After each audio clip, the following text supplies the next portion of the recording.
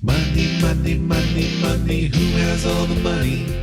Money, money, money, money, who has all the money? Money, money, money, money, who has all the money? It's Apple. Who has all the money? It's not us. It's Apple. Hi, everybody. Apple. Jason Snell here. Dan Moore there. Live from the... it's the Boston Bureau, I guess. That's right. It's the East Coast Bureau. It's right here. That's great. It's great. We are here to talk about Apple's third quarter. It's so confusing because they're off, but they're only off by one. Third quarter results, which were released as we record this earlier today. Record this and stream it live on YouTube. I made a lot of charts. I like to start by reporting that my automation that was trained on the last 4 or 5 PDFs failed. So I had to do it. I had to enter it by hand. I don't know what failed about it. I don't know why it failed on this one and not the other ones. I'm going to have to investigate that at a later time. But when it's results time, you just say, okay, that didn't work, and you punch in the numbers. That's what you have to do. So I did it. Dan, I was watching CNBC beforehand for the 5 minutes. Tim Cook's favorite 5 minutes. Yeah, the 5 minutes before the results come out are the 5 minutes I watch CNBC every quarter.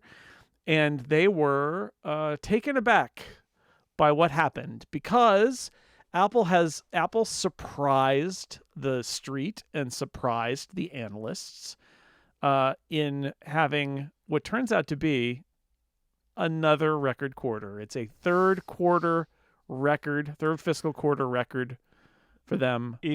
If it were not a crime, you would be suspicious that they were lying, right? Like every time is a new record. You think, really? Is that possible? But that would be a crime to lie about that. So I'm going to assume it's true. Right. Like technically you would be put technically in jail, actually. Yeah. Yeah, technical jail. The worst kind of jail, technical jail. That's right. Yeah. So, you have any top line thoughts before I blow people away with chart by chart analysis? Here's the thing that struck me looking at this. So Q3, not traditionally Apple's strongest performing quarter. Obviously, I think it tends to be kind of middle of the line. Yeah, it's a sleepy. You get some back to school stuff, but like it's not huge. You get WWDC. There's sometimes hardware. There's sometimes announcements. Sometimes there's not. So like, it's kind of hard to peg down. But what's interesting about it is that I saw, in this sleepy quarter, they pulled $94 billion in revenue. And I looked at, we'll get to your charts in a second of revenue, but I thought to myself, we are on track for non-holiday quarters starting to hit like 100 billion on average for Apple. I think it's not far off that we are going to have just an average quarter for Apple is $100 billion. That is a staggering amount of money that is hard to comprehend. And again, we keep saying that, where's the ceiling? I think it's hard to imagine that like it can just keep going and going, and yet it does. And that is it's just difficult to fathom even at this point. It feels increasingly like monopoly money. So don't say monopoly out loud. No, sorry. Ixnay on the monopoly may. So that was just a thing that struck me. And then other than that, the other thing that struck me was that this would like every quarter has its down spots, and we'll talk about those too. There were relatively few, like between the geographies and the product lines. There was almost none. There were basically 2 product lines that were down. And those for reasons that were, depending on who you talk to or who you listen to, reasons that were kind of intriguing. So I don't know. I don't know. It's an interesting quarter. Like there's no. What's weird about the third quarter too is like we have all the WWDC announcements, but none of those are related really to things that have shipped. So there's kind of a nothing quarter, but just the sheer volume amount of stuff they sell just keeps everything rolling. So there are a few things that came out it's good pre-chart talk because it doesn't come out in the slides. You're right. When you talk about this kind of inevitable $100 billion quarter, boring $100 billion quarter, among the data points that they threw out there is that they continue to reach all-time highs in their installed base. And installed base, look, in the old days, installed base was way more of an art than a science. I had imagined that Apple is probably trying to do. I mean, they're doing whatever's most favorable to them, but it could be estimation based on logged in devices, or it could be estimation just based on like what's been taken out of service, but what they estimate is active. So there's a level that it can be a self-serving statistic, but the fact remains that they keep saying that their install base goes up. And then we got many comments this time about like, okay, 10 years in with the Apple Watch, they say that this quarter, more than half of the people who bought the Apple Watch had never bought an Apple Watch before. Wild. And that's why you get the ratcheting up. So I was thinking about this because like Apple is one of the most profitable, most valuable companies in the world. But if you think about it, it's a little bit like the flip side of the Facebook can't continue to grow at a certain level because there aren't enough people on the planet. They would need other planets. Yeah. This is a little like that, which is Apple is big, but Apple, every single one of the products, even the iPhone that's in Apple's product line, has headroom, right? I mean, there's always risk that they're going to have trouble and that they're going to go down. But I think the flip side of it is, even if it's not an enormous boost from quarter to quarter, in these calls with these stats, I know it's the message they want to send, but it's hard not to read it that Apple's got space to just keep getting bigger without it being even super dramatic. Just sell another person an Apple Watch for the first time and know that the existing Apple Watch install base has just grown by one, and that in a few years, most of those Apple Watch buyers will buy another one on top of that. And the ratchet keeps happening. And you're always getting new customers, right? People are being born. People are getting old enough to buy phones and Apple Watches. Sure. So you always get new customers. The number that jumped out at me, I believe they gave us was they just sold their 3rd billionth iPhone. Yeah. Since launching in 2007, which is a lot. A lot of iPhones. 3 billion. They shipped the 3 billionth iPhone. They said they shipped it, so they may not have sold it, but it'll be sold probably. Yeah, there's a golden ticket inside, and if you get it, you get to come. You get to run Apple. That explains the succession plan. No, you get a lunch at Cafe Max. That's it. That's all you get. Wow, a free lunch. No, nice. You have to pay for it, but you can eat it. They'll let you in. Tim Cook does, to pay for it. Not unlike Willy Wonka, Tim Cook does have a glass elevator, so. That's true, but is it great, or is it just, I heard it's kind of only okay. It's okay. See, okay, great. Okay, glass elevator. Anyways. So yeah, that is, it's just something that I was thinking that's not in the stats is this. Yeah. I don't even know how to characterize it, but it's this kind of like so subtle in a way that you can ignore it, but it's what you said, which is turnaround in a boring quarter is almost 100 billion. How do you do that? And the answer is you just kind of keep expanding your territory. And unlike some companies, I do think Apple is right. I mean, they didn't say this, but they're implying it, that they have plenty of untapped resources. And in fact, a story that they've told in the past, they told it about China. They still tell a version of it in China. They tell it about India. And other, they said that they were up in both developing and industrialized nations. This is also part of the story is, even if there's a place like the United States where Apple can grow, but maybe not as much, you've also got all these other countries where changing global economics are creating new. More custom. It's not just people being born, right? It's people who are now have the means to buy an Apple product. Yeah. And that makes a difference too for them. Yeah. So in other words, stuff it, AI. I didn't keep say selling it. phones. You don't need to talk about AI. You keep selling phones forever. Anyways, we'll There's talk a lot about of it. there is about that it was a anyways. narrative I saw out there was strangely Apple, which is beleaguered about AI, et cetera, Just fine. is doing fine because they're selling products people want. And I know that. Look, we are not saying, oh, it's okay that Apple is behind in AI. That's not what we're saying. But we're saying that it can be overdone a little bit, just overdone a tad. It's one thing to remember that they have the security to play the long game.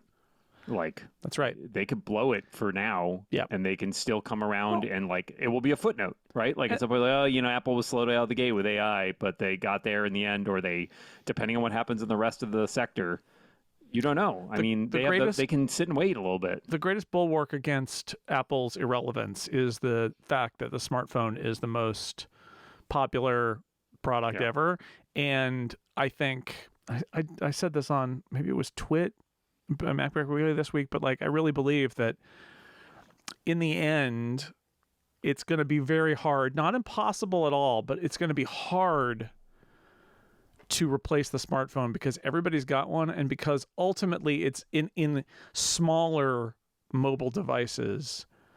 You're going to always struggle with a need for connectivity, battery, and compute power.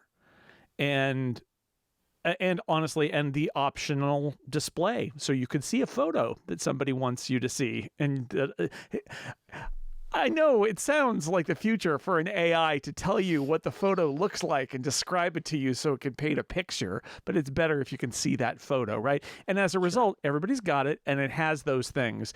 And so it feels more likely to me that we're going to be talking about accessories than replacements for the smartphone for a long time. Now, if you talk to Mark Zuckerberg, who doesn't have a smartphone, he'll say, no. Or if you talk probably has more than one smartphone. Or if you talk to OpenAI, well, I don't know. I don't know how he spends his money. Maybe it's all on those weird surfboard things that he rides. Or if you talk to OpenAI and Johnny Ive, right? They're like, well, we've got some ideas, but it's like, sure. But the truth is, smartphone, I think, is going to be at the center of it. And that's a huge Apple advantage. And that also means the other thing is Apple's not preventing all the AI stuff from running on its platforms. Why would it? Sure. And that means it's got a lot of opportunity to just keep rolling, keep building its own thing, but also has this opportunity to just sort of like let AI kind of evolve and expand and figure itself out, and it's still selling people devices a lot. Yeah. So it's not unassailable, but it feels like a really comfortable position for them to be in.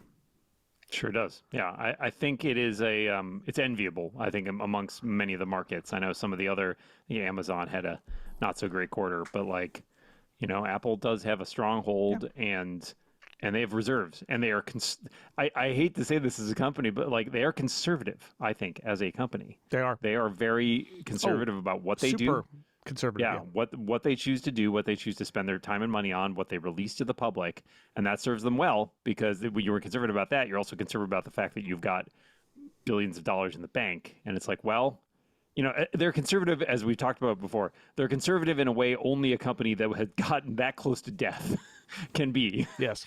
And, a lot of the other companies that rose in the subsequent eras, right? Let's not forget that Apple is, almost got 2 decades on a lot of these companies like Meta and Amazon, and they've been around the block more. Microsoft is probably a closer contemporary, but they've seen a lot more and they've experienced a lot more. They've ups and downs. Those companies, a lot of them have not experienced those, so they can weather the storm. And at risk of repeating ourselves, something that we've talked about before is the idea that Apple making money on hardware, unless like even if AI is completely abstracted, like you still need hardware to talk to it or see it or whatever. And that, unlike Google, which has this kind of somewhat existential crisis, they have a phone operating system, which is great, but their money is coming from search ads that are fading away. They don't charge for Android, famously. That's a little that's a terrifying weakness, for them. So this is an advantage Apple has, and that like again, so what Cook said, they asked him about it, and he made a statement that is, I think, in the context of an analyst call, interesting, which is to say not that interesting, but interesting-ish. And that was somebody was like, oh, mergers and acquisitions, talk about that and how you do that and AI and blah, blah, blah, blah, blah. And obviously, like, all this stuff is pre-cooked, but pre-cooked and then cooked, I guess. And then cooked again. Jumped on it. And he said, look, first off, we bought 7 companies this year already. So, like, I mean, a lot of them are small, but like, and they're not all AI companies, but like, we buy companies all the time. And he said something that I thought was really good. I feel like we're going to be quoting this for a while now, which is what is it? We buy companies, we acquire companies to accelerate our roadmap. Our roadmap. Which, first off, you are mixing your map.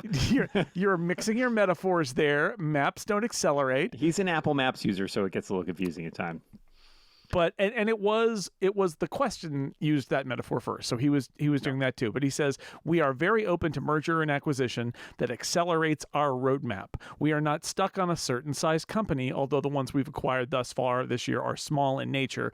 But we basically ask ourselves whether a company can help us accelerate a roadmap. If they do, we're interested, but we don't have anything to share specifically today. Now, there were stories, breathless headlines that were like, Tim Cook says Apple's open to acquiring AI companies. I was like, well, of course they are. But like, he also just spelled out for you how they view this, which is, we don't buy companies to take us somewhere new. Finished, yeah. We buy companies to get us where we want to go. Right. We don't buy, and if you look historically, they don't buy like finished products, right? They don't buy like not generally. Occasionally. You get your Beats, which was sort of a finished product, or classical, the music classical thing, right? They bought that whole service, Siri. right? Whatever. Yeah, but a lot of times it's like, let's buy this and tweak it, or build it, or integrate these people into our pipeline and figure out how we can do that. And I think, again, they are savvy, they are conservative. They're making bets, right? They're saying, well, yeah, why should we spend billions of dollars on Perplexity, on Claude, whatever, Anthropic, when we could buy something for a fraction of the cost that would help us build out all our stuff that we have there. Like, and they're all on our platforms anyway. Yeah, exactly. Right. We don't lose anything. And somebody asked them about that too, about like, how do you feel about AI search? Is AI, taken away from the iPhone as being used as a search tool, right? Are you seeing search queries from Safari go down because people are using AI stuff? And I think Tim's point was like, a little bit, but also like they're using our devices to do those searches too, probably. So, yeah. Another thing that is not reflected in the charts that we should mention. So tariffs came up. They actually talked about, they've gotten the wording together now where they're saying we're providing guidance based on that the global tariff rates, policies, and application remain in effect as of this call. The global macroeconomic outlook does not worsen from today. So they say this, and it's like really interesting. They said that they figure that they had a it was like 800 million or something that they paid toward tariffs, and they imagine it'll be higher next time by a little bit. 1 billion, I think, but yeah. And then they went into detail about how, most products and categories in the U.S. are being shipped from somewhere other than China at the moment. But that they, obviously they can move that stuff around.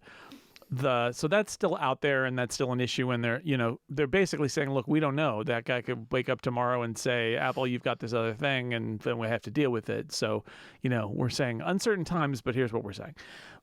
However, there was a third item in that list that I did not mention that I can't believe they mentioned it. I did a whoop. I was listening in the kitchen, and I was like, the color we're providing. I love that they provide so much color. I mean, it's in the brand. 6 of them.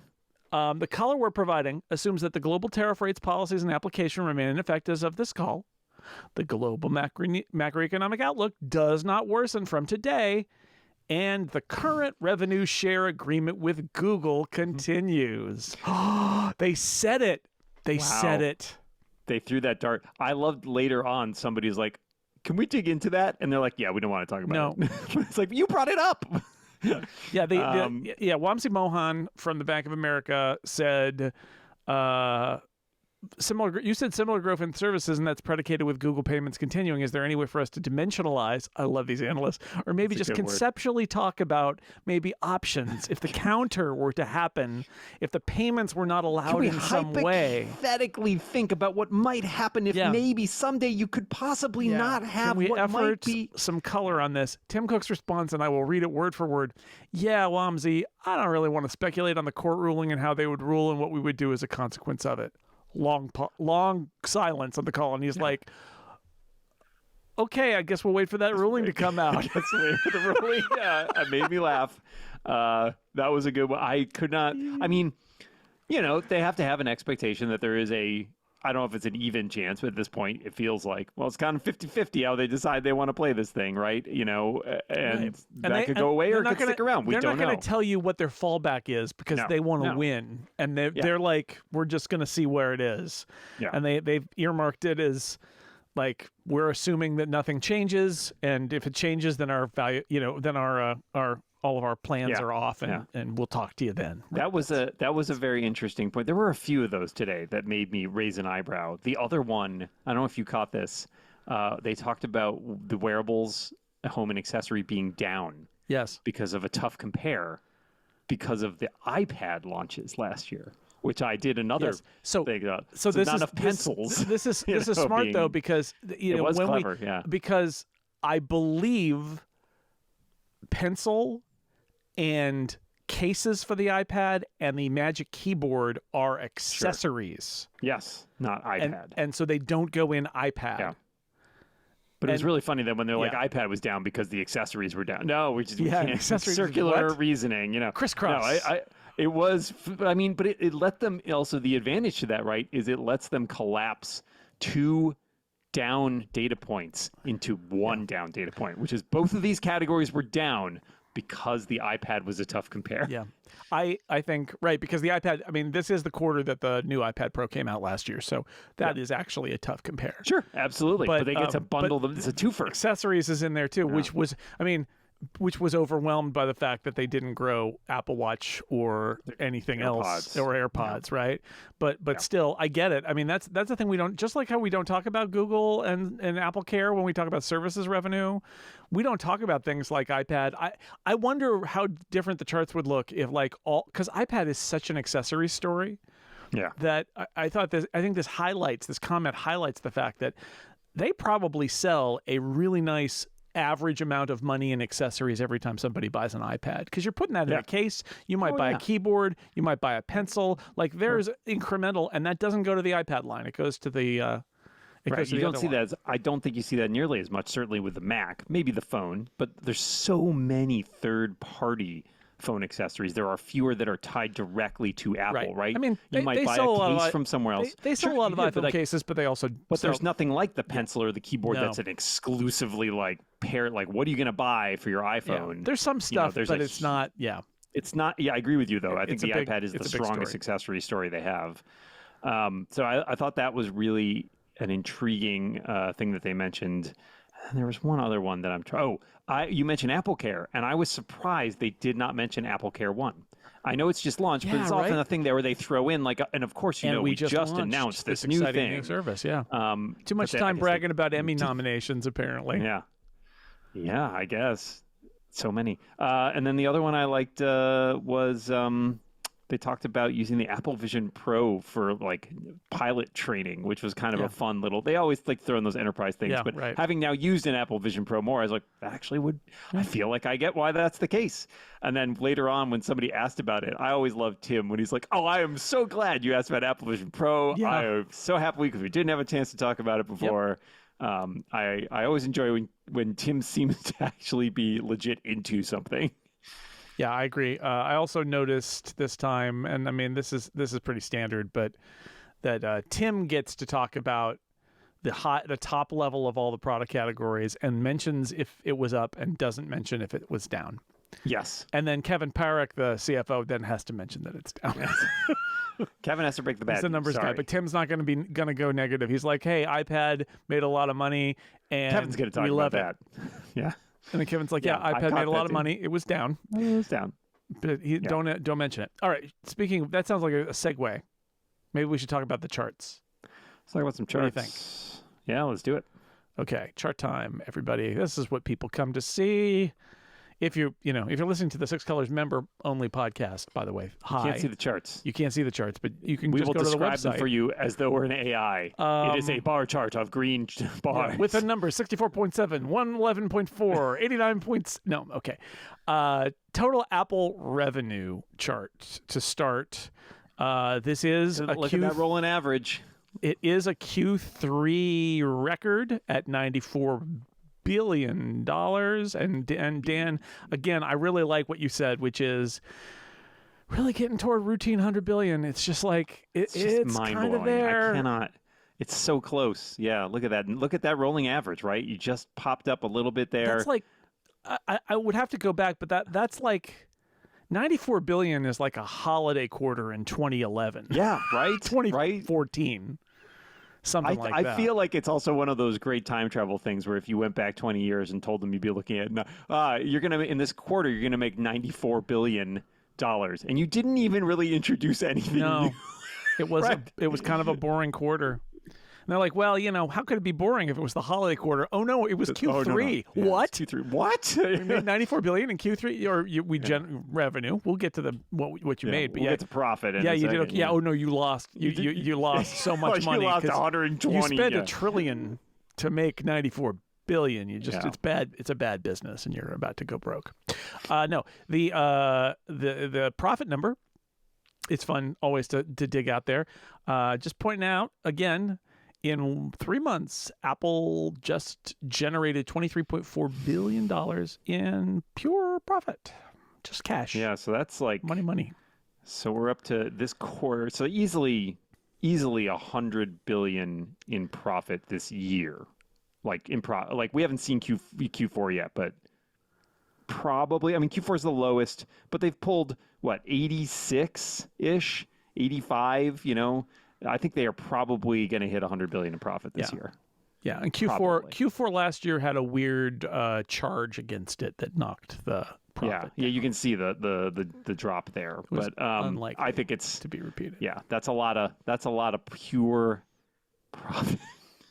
Can't even imagine. It is, and then year over year, which is what the street loves to see, and what you get here is this is that march of growth again. They had a year where they were very slightly down, but they've now had 5 straight quarters where they are up, and again, Double digit up this quarter. It is too. not going to be a 50 or a 30, but yes, this is Apple's actually best year-over-year revenue growth quarter since Q1 of 2022. Wow. So, yeah, so it's a good quarter. That's the story here. Is this is a good quarter? It's not a blockbuster quarter by any means, but it's a very good quarter at a time when 10%. Now, 10% we should growth. say- Nothing to sneeze at. We should say they estimate that in the U.S., Mac and iPhone sales were given a boost by tariffs. That we know that there were in Pull forwards. April, Yeah. especially people started to go out and April, May, June worried about Apple raising prices because of tariffs, and that is some pull ahead of sales that would have happened down the road. And they acknowledged it, although they said that they thought that was a relatively small amount, 10% or something like that. Yeah, and I think they also did talk. I'm trying to remember now. Yeah, they did. Tim did mention at some point that they also built ahead, right? Like that they did. And we heard those stories about them shipping over iPhones, right, to sort of hedge against that by like, hey, can we get these out the door before any tariffs, Right, you know, will affect changes them? So that changes in the numbers based on the what you ship. inventory and stuff like Exactly. that. Yeah. Let's turn to Mac. Turning to Mac, as they say on the call. I am reminded again, that we live in the era of, if not peak Mac, essentially it's peak Mac. There was right after the pandemic started, there were like huge Mac sales, but like the Mac is just kind of leveled off at a ludicrous average revenue per quarter figure. I mean, the Mac has, It's about 8 billion pretty consistently. it's I think 32 that billion a average is- year now, basically, that's a lot of Mac money. That's a lot of Mac and again, money. every time we talk about it, I have to remind yourself this product line is over 40 years old. Yeah. Like, again, it's hard to conceive of another technology product 40 years old that is still relevant. They singled out MacBook Air sales being really good. They said that in China, the MacBook Air, M4 MacBook Air was the #1 laptop in urban China, something like that, which they even sounded a little surprised by that number. But I think that's really interesting, right? Where this goes back to the incremental thing of like, Apple's got a lot of challenges in China, but if they sold so many iPhones in China, we know what happens then, right? Which is you sell iPhones, then you do sell Macs to some percentage of those people who really like the product.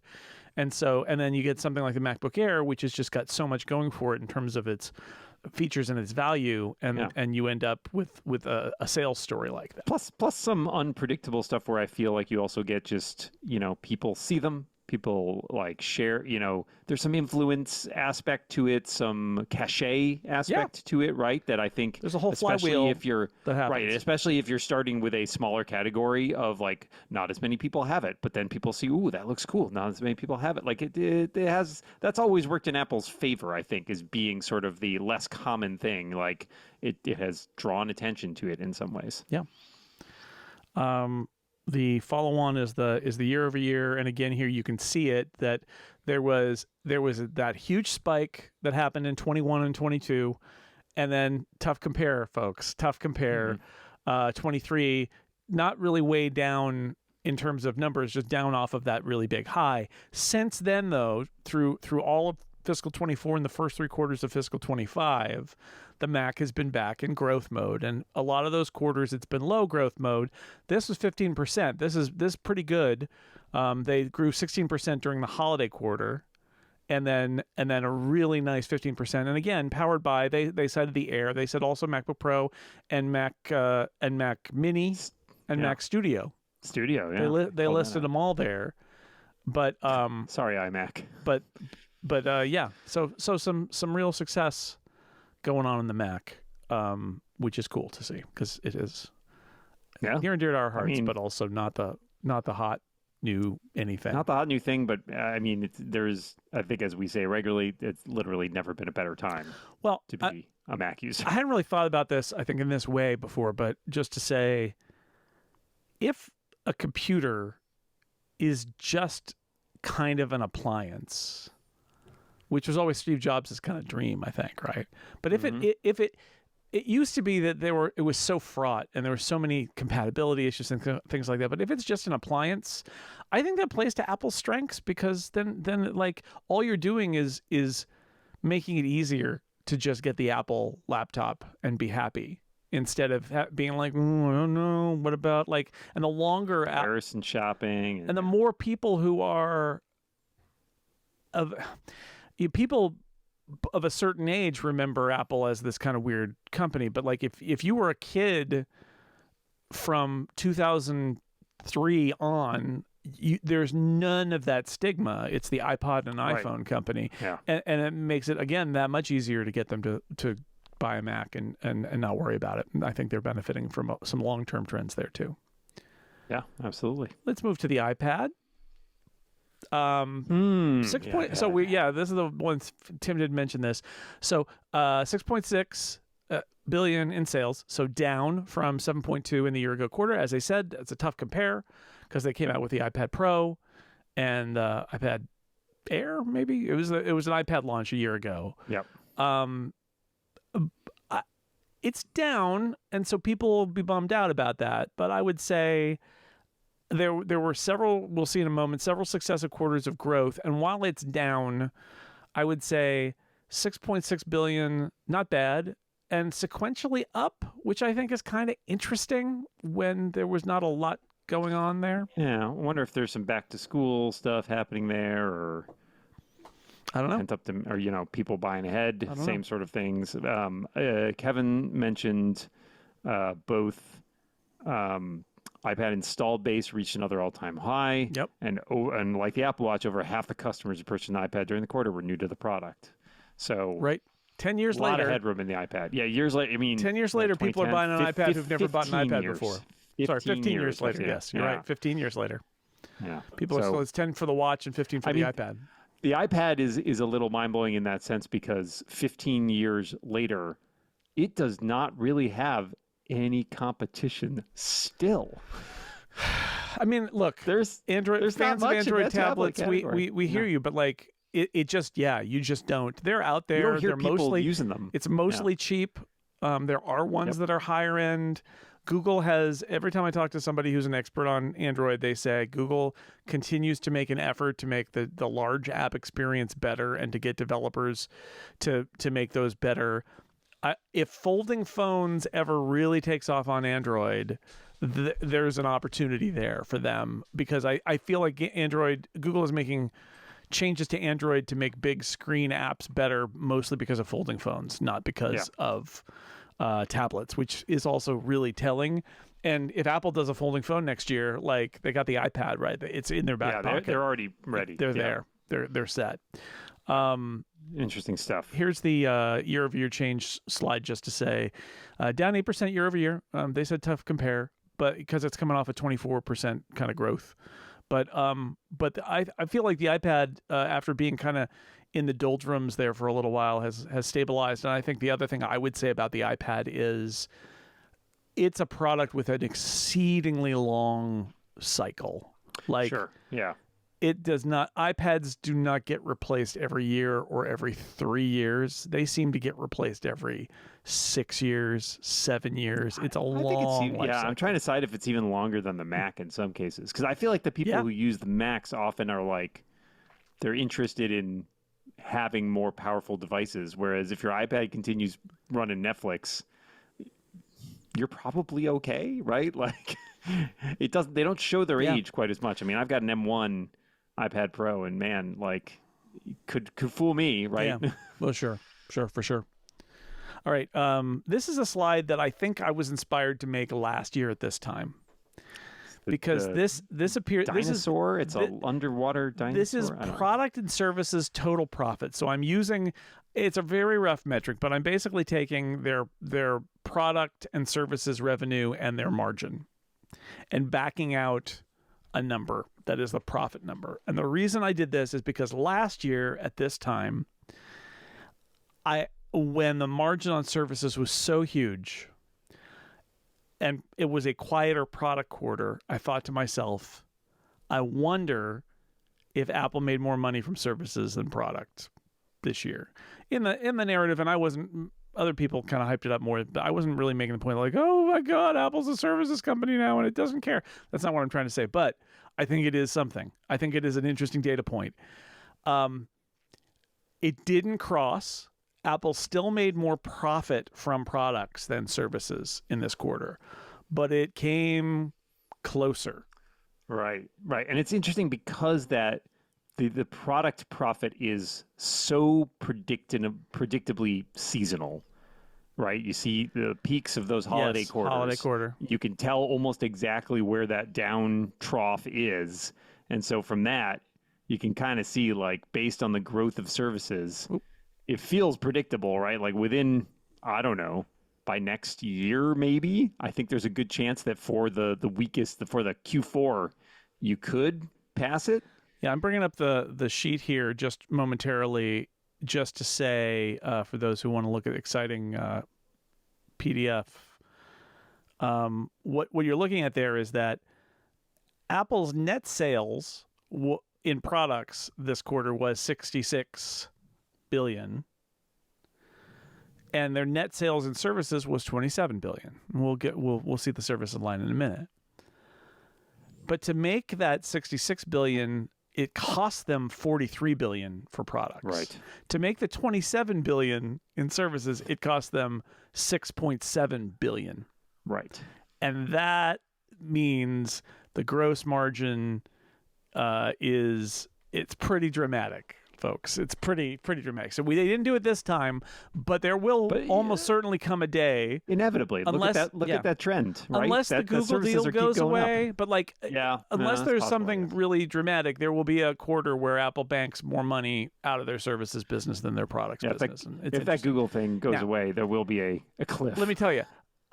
There's also a really great way you can misread this, which is I hear people talk about this and they're like, oh, Apple's just a services company now. I caution anybody to make that analysis because what nobody wants to talk about is Apple's built a services business, but it's entirely on the back of their products business. The services business does not stand alone.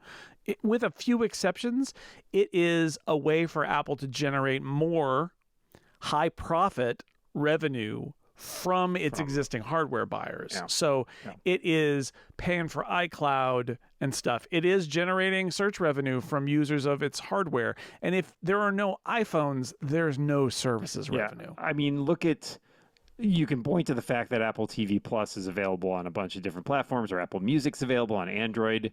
But I think if they'll never give us these numbers, but what percentage of Apple TV Plus or Apple Music subscribers own one Apple device at least? It's got to be 100% plus. Yeah, I was gonna say likely 100, but 90 plus, high 90s. Everybody, you're just. I don't hear from a lot of people who are like, "Oh, I'm a diehard Android user, but I listen on Apple Music." No, it just doesn't. It doesn't happen, right? You might watch an Apple TV Plus show or two. But... Sure, TV Plus, again, maybe, but like most of what Apple is doing is either happening on device or it's to service users of it in its ecosystem, right? And the ecosystem, like, if you want to freak out and say, "Oh God, Apple is becoming a services company and they don't care about their products anymore," the moment to freak out about that is when Apple's services revenue no longer relies on a hardware ecosystem, but I don't see that happening. It is. There's no reason not to, because it also helps their hardware. Yeah. Like, no, it's a symbiotic relationship. How do I make? I mean, to put it in the bluntest fashion, how do I make? Somebody comes in every 3 years and buys an iPhone for $1,000. I would like, as Apple, to make more than $333 in revenue a year on that person. How do I do that? And you can raise the price of an iPhone. You can do an iPhone upgrade program and you get a little more out of them. That's all true. But how do you get more money out of them? You can sell them accessories. You can sell them an extended warranty like Apple Care Plus. That's a service. You can sign them up for Apple One or get them iCloud backup for their phone so that they can back it up with a little extra storage, or and then you sell them a watch. That's more revenue that actually I would argue like watch revenue is really iPhone revenue too, because 100% of Apple Watch users are also iPhone users, right? Right. But then you can sell them Fitness Plus. You can sell them, it all is about, oh, we just took that person who was spending $333 a year on us amortized, and now they spend $500 a year with us. And that that 333 is low margin for us. I mean, it's not. It's very high margin, but low margin for us. But the rest of it is like 90% profit. Like, that's why they do it. But so just to be clear, it's about making more profit on the people who are buying Apple's hardware. It's not about establishing a beachhead that allows Apple to stop making hardware. It's not. Yeah. The iPhone, when people are like, there was a comment in here, when does the tail wag the dog? The dog is the iPhone and the dog chooses when to wag, period. The tail just generates money. I don't know a lot about dogs, but that seems like a great dog. It's a great dog. Don't kill the dog that wags the golden tail. Let's move on. And talk about the iPhone. Speak of the devil, $44.6 billion in revenue. This is the number that made CNBC people lean forward and go, say what now? Oh, they love that number. because that's not what they were expecting. They were expecting it to be a down number or a flat number, and instead it was an up number. And we know that at least some small part of this is pull ahead from people who went out in May and bought iPhones because they wanted to get a new iPhone. They talked about a 16 family. I'm going to posit also that adding the 16E to the mix and having Apple be able to talk about the 16 family, I think is a really good move. I don't know how many of those that they're selling, but I think if it's as sounds true, they're going to start kind of like updating that formerly an SE phone on an annual basis, but in the spring, not in the fall. But having the kind of like, we have a range of iPhone 16s for you to buy, I think it's going to be successful for them. And I wouldn't be surprised if that's a little bit of the story here too. The 16E also, one of the clever things about that, and we'll see more when we kind of know about the 17 lineup, right? But like they struggled a lot with this idea of like, mini phone, plus phone, etc. And I think the dimensionality, to borrow a term from our analysts, that they needed to be thinking about was maybe more about not form factor, but price and configuration. Because does the 16E, is it a hot seller? Probably not, but it provides access to a market they don't otherwise have. And in traditional Apple fashion, it is priced in a way that they're still going to do really well with it, right? Like, exactly. They are still going to make money off it. It's not a cut rate bargain basement phone. It's relatively expensive, but it's still cheaper than the base models. So adding that in as a yearly update is one way for them to continue to diversify the overall lineup without resorting to trying to figure out, do we make the phone bigger? Do we make the phone smaller? Do we make this year, of course, they'll make the phone thinner too, and we'll see how that plays in. I think it's an open question because it's a different sort of approach, but that gives them the flexibility to play around with a fourth, fifth model. And we don't know what price that thing's going to have, but my guess is expensive, that it will be built.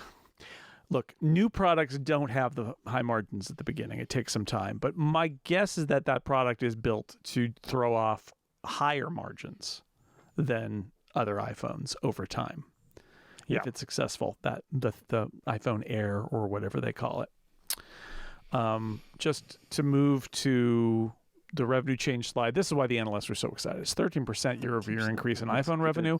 Have not seen that number since the big inflationary expansion days of 2021. Has not been. Before that. That's pretty respectable in the. It is. It's a really good iPhone quarter. Like, whatever the reasons, it was a really good iPhone quarter. They said according to whatever Kantar is called now, because it changed its name, World Market. No, that's Cost I like Plus. that they had to tell us rattan furniture. Sounds like World Panel, not World Market, where you can buy Toblerones, but formerly World Panel. Kantar. Formerly Kantar. The firm previously known as Kantar. They said the top 3 phones in urban China in this quarter were iPhones. So part of their narrative here is definitely, we are not as dead as you think we are in China, which is interesting. And there's a slide to that effect later. We're not as dead as you think we are in China either, by the way. Services revenue. Again, the world's most boring slide because the number goes up. But if the number doesn't go up, then we have a conversation to have. But $27.4 billion, a record. Dan, is Apple just going to turn into a services company and not care about hardware anymore? Do you want to splice in our previous conversation? This is a test. Say no. Say no. No. Okay, good. You learned something. I'm glad about that. No, the number goes up, and then I think the only interesting way to look at this really is in the revenue change, where you have seen for the last, 7 quarters, 8 quarters, they've been in the 10 to 16% growth. So 13% this time, but basically that is a machine that is growing at a rate of 12% a quarter or 12% year on year. Remember they rolled out their services business and were like, our goal is to double our amount in like In 5 years. And they did it in like 3 or something. Yeah, and and then it, they just and it kept hasn't going. stopped. Yeah, I think even they sometimes are like, I don't know how to stop. Jane, get me off this crazy thing. Whoever it was who sat in a meeting room at a whiteboard and was like, "Here's my idea. We really ratchet up services revenue, and it's so profitable. And we spend. I know we're going to spend money on stuff, but like we're going to make that money back and more because the margins are so high and our install base is so large." And there was a meeting at some point where somebody had that, and they were like, "Yes, let's commit to doing that." And I don't know, maybe that was Luca. Who knows who it was? Maybe it was Eddie Q. I don't know. Regardless, I hope that person made a lot of money because that person made a lot of money for They Apple. sure did. I enjoyed the SNL skit version of that, which is like, here's my plan, and it's just somebody draws a line that just goes up, and they're like, what is that? It's like, the line, it goes up. Like, that's my plan. What is that a thing? No, it's a line that goes up. That's what I'm selling you. It worked. Gross margin. Just I pulled that margin chart forward, but just so we're clear, the overall margin of the company. So this is actually where you will see the increasing percentage of services in the overall composition of the business is the reason the gross margin keeps going up. Because the more services is in your composition, the more margin you've got. It's that simple. So 46.5%. Down a little bit. Why is it down? Tariffs. Basically. Tariffs. Yeah, so we were down, what, 600? Yeah, 600 million. But still. I mean, we'll see what that looks like next quarter. ask a business adjust a lot. person how they would feel about getting 46.5% margin. They say they love it. They say that's insane. Wearables, home, accessories. It's an 7.4, interesting curve. the lowest number on the chart. So we talked Yeah. about this last time, and I feel like we got to talk about it again. What's going on in wearables, home, and accessories? And I think what this is that the Apple Watch is fine, but not triggering What's going a lot. on, Jason, is nothing. And the bigger point, even though I know they did like the new like irregular AirPods, mark my words, AirPods Pro update this fall, and watch this category go pop back up, because I think the biggest thing going on in this category is that the AirPods Pro 2 is an incredibly popular product, and the AirPods Pro in general, and they haven't updated it in years now. Yeah, I think that's a big deal. It's an interesting category. I mean, it's a mishmash, right? There's a lot of stuff in here. There's also some I bet rumor keyboards. about a new Apple TV. Whether Sure. that's a driver, who knows? I mean, I don't it'll know. contribute, but the question is, as always with so many of these products, like, what are they doing that's new and different? And keep in mind, I mean, this category used to be called Other. It is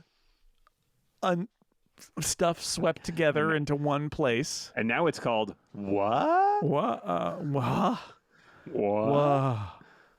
It's like the Keanu Reeves category. Anyway, but it's fallen on some hard times. Again, it's down 9% year over year. It's had a lot of like down 2% year over year, and then a couple that are a little bit more. It's just kind of the air. This was pacing with services for a while, and then the air came out of the balloon. So the question is, how do you get? And my questions are: is there an appreciable Apple Watch update that will drive a bunch of people to upgrade the Apple Watch, or get new people in the Apple Watch, or not? Because like the Ultra didn't really do it. As far as I can tell. And again, I'll come back to it is, I know they're not that expensive, so you have to sell a lot of them to drive revenue, but it feels to me like the number one thing that would make this category happy is new AirPods Pro. Yeah, I think you're right. And especially if you look forward to a holiday quarter where you've just introduced new AirPods, that's going to be a huge seller, right? Like I think AirPods in a holiday quarter are big. The watch, the interesting thing about the watch too is there is, a lot of discussion about 10 years in, the watch is fundamentally, it looks pretty similar. Could you goose this by changing up the design? Right. I don't know, but it seems like a thing at some point you're going to want to try, because it is iconic. I will give you that much. Like, it has a look to it and a feel to it, and they've done a lot with it, right? In terms of expanding the screen and making it a little thinner and all of those things. But at a certain point, you top out on what you can do, and the question is it worth changing the design in some way, and the risk that you have from like Well, two bands becoming compatible? let me tell you, etc. I think.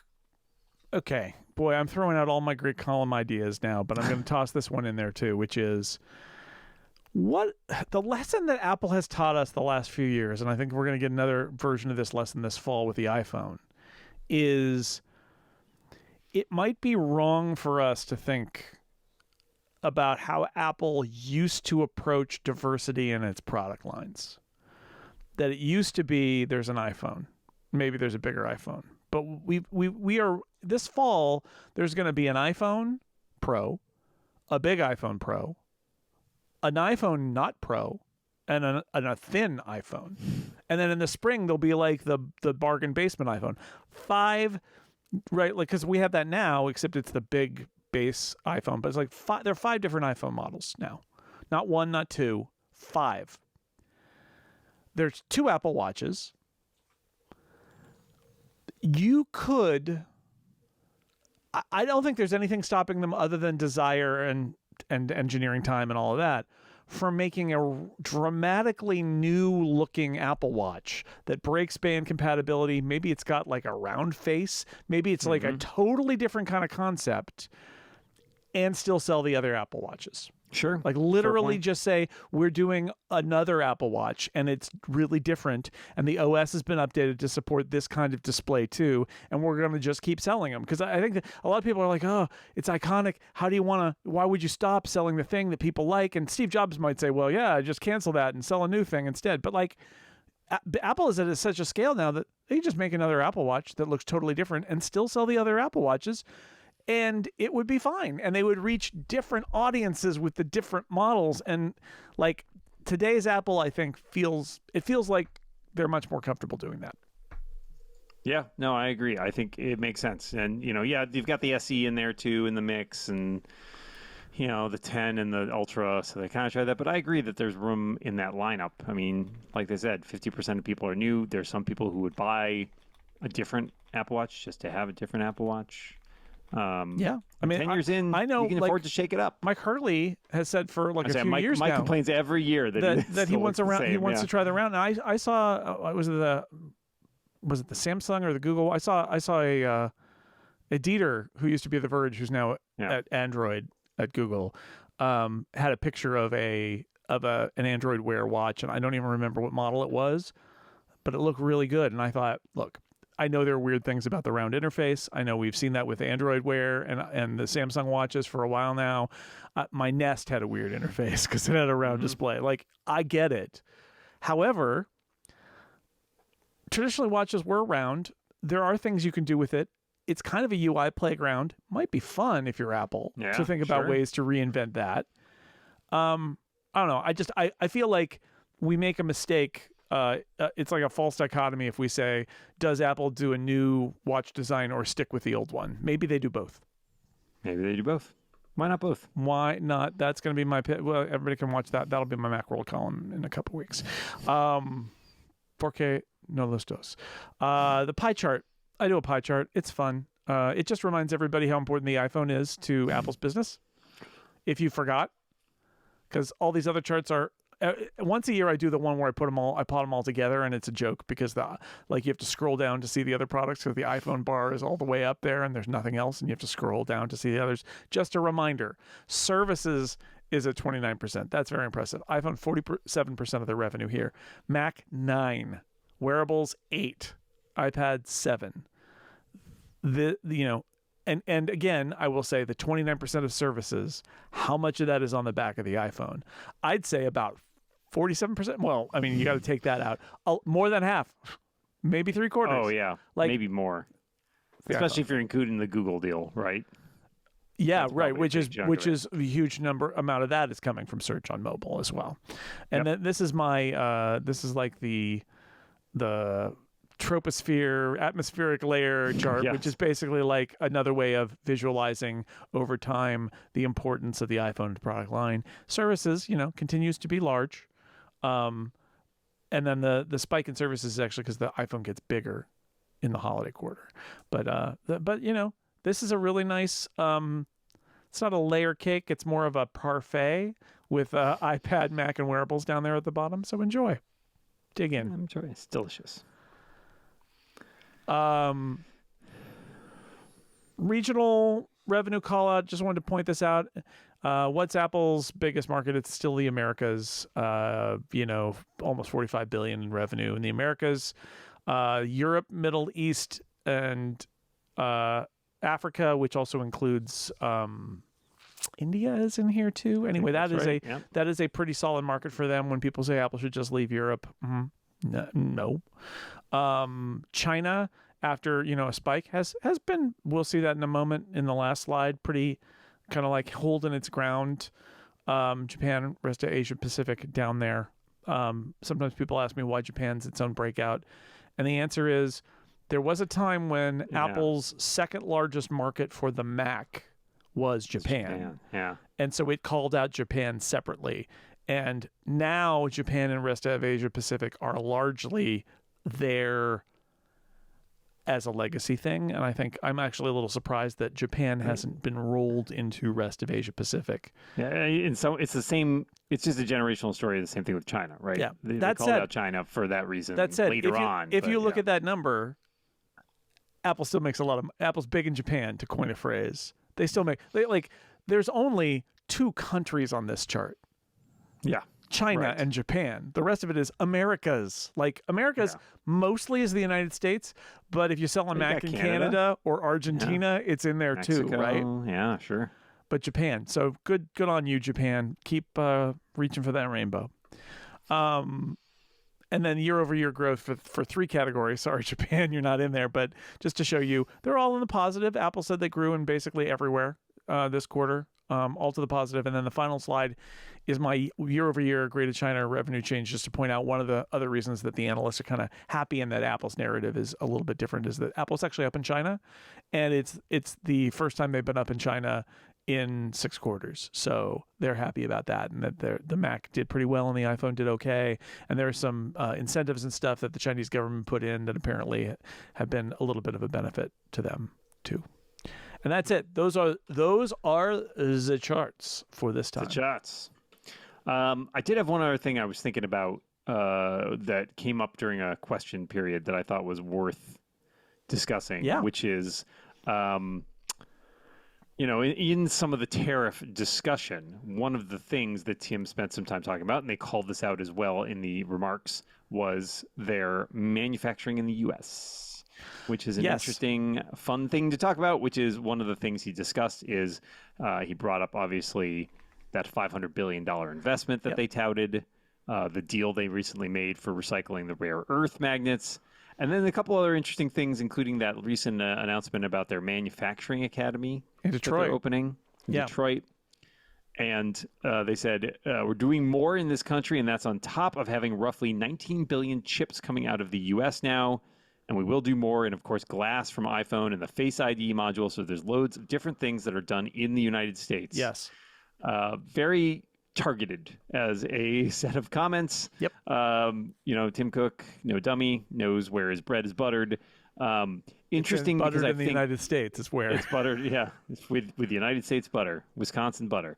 I find it fascinating because again, a lot of these things, if you take a step back, are not quite as cut and dried as he talks about. Right, the $500 billion investment. Well, they've invested a lot of money in the past. Yeah.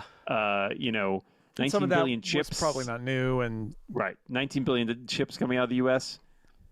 What kind of chips? Where? For what products? They're potato chips, Dan. We're not talking about it. Legacy I love notes. that I love that they call it the glass and the Face ID module, if only because despite the saying there's loads of different things, I feel like those are the two. They mention Gorilla every Glass at time. Corning, the Corning glass, the Face ID and that module, Face ID module, which is no wonder it's so expensive. Assembled and then sent to China, and so or Vietnam or wherever. Are there a lot of things happening? Because they talked about one of the things they discussed here is we're doing a lot and we're going to do more. Yeah.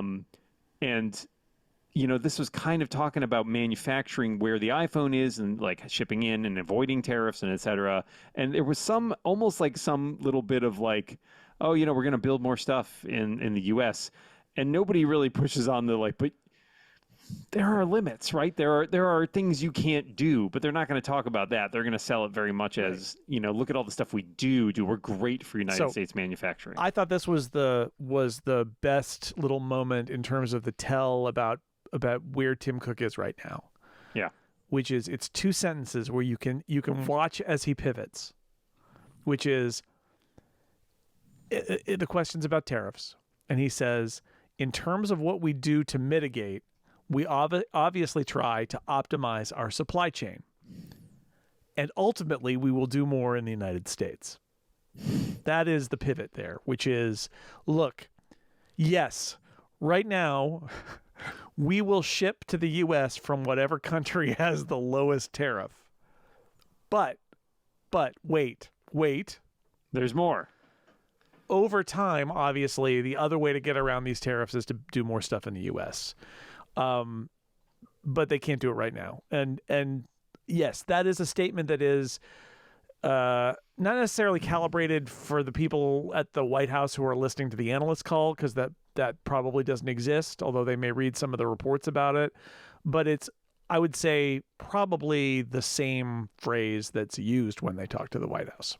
Sure. Yeah. And it doesn't hurt them to say it publicly as part of their image or as part of their message that they're trying to promulgate, that we are all in, we're gung-ho about manufacturing stuff in the U.S. He's, you got to play politics when you're at the level that Tim Cook's at. And we've learned that pretty firsthand over the last year. So yep, we've seen him do it. No surprise here that's continuing. Makes people mad sometimes. Yep. I think, the billions of dollars involved is why that happens, and it continues to happen. And these are individual policy decisions that can change what this company does by billions.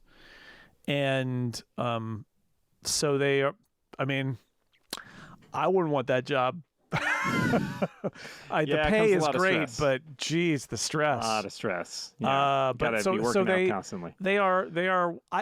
However, I will say this. This will make somebody mad, but look, whatever.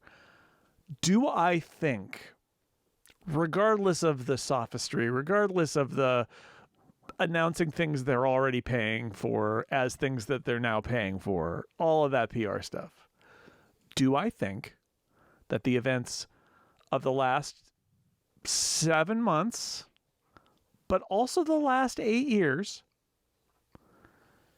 have had the net result that Apple is going to be doing more manufacturing in the United States? I think the answer to both questions, the last 7 months and the last 8 years, I think the answer is yes. I think, and people should read that Apple in China book. It's really good. Apple in China happened basically out of expediency. It is a story. It's a great book. And the story is really incremental. It's like every time Apple just made the best decision for Apple. And the net result was that Apple taught China how to make high-tech products. And it's very profitable for Apple. And very successful, because Apple needed a place where they could invent things. That's the other part of it, is that, and this has been the story about Apple for a long time, is that Apple, how do you be Apple? And the answer is you have to do stuff nobody else is doing. Right. And they were able to find, China was a place where they could do that, where they could take a factory, because everybody else is like, I got this part from this factory. And it's like, Apple's like, nope, we're not going to do that. We're going to have an entire different process to do this thing. And that's why the iPhone will come out and everybody's like, oh my God, it does this thing that nobody else does. It's like, yeah, that's because they invented the process that does that. And it's not always just a part. It's literally the process that makes that possible to exist in a mass-produced product. Okay. Well, in the last 8 years, what's expedient for Apple has changed a little, because the U.S. policy that was, we don't want that stuff in the U.S., it changed under the first Trump administration. But even in the Biden administration, with the CHIPS Act, which was bipartisan, the whole idea there was to get more chip manufacturing in the U.S. Not enough. I was listening to Dithering in the car this morning. And they were talking about that one of my favorite things that Ben Thompson has covered over the last however many years is Intel. But like, it is not too ridiculous to say that one of the great American technology and manufacturing disasters of the last 20 years is the utter failure of Intel as a company. Because they were number one, and their plants in the U.S. were number one at making chips, and now they are falling apart. And but anyway, so with the CHIPS Act, with TSMC, with Apple potentially even being a customer for Intel, like there's this the plant in Ohio that they built. I read a newsletter from a guy who used to live in the town in Ohio where they announced they were building and he sold his house, and he said, I think I sold it at peak Intel. But now they're like, we may not even finish that plant. We may not even put that plant in. They've like built neighborhoods and talked about like freeway changes and stuff for the Silicon Prairie, and it's going to be this amazing thing. And then Intel's like, maybe never mind. But whether it's there or somewhere else, maybe Apple will actually get Intel to fab some stuff for them, and that would be a way for Apple to have more production in the U.S. TSMC is building things in the U.S. And would that have happened? Nothing before 9 years ago would have put us on a trajectory for something like that. And I think that is a tangible. I don't think it's all just marketing BS, right? I think that there is a for lots of governmental pressure reasons and political reasons, Apple has changed its tune because Apple wants to do what's best for Apple. And Apple was never committed, as much as Tim Cook was bullish on China as a market, in terms of manufacturing, Apple was only always committed to getting what it wanted. And if building more stuff in the U.S. gets it what it wants, then it will do that. Yep, that's true enough. So, hope you enjoyed this. If you're watching on YouTube, we talk about Apple stuff all the time. Visit sixcolors.com, become a member, and you can listen to our podcast that we do every week that people seem to love because they tell us they pay for it and then they say they like it. And I think that is a great endorsement. As somebody who sometimes suffers from severe self-esteem issues, it's really nice to hear that you could charge for something and people will say, I am glad I paid for it. So testimonial from unknown people. You could just take my word for it. Maybe I'm lying, but I tell you I'm not. That too would be a crime to bring us all the way back around. It would be. And we will be back with that podcast next week, and we will be back here probably in 3 months to do this all again with many charts. But that's it for now. Dan, thanks for taking the time out of your evening to my pleasure. Join me and talk about charts. I like charts and numbers. I really enjoy them. It's good. We will see everybody another time. Goodbye.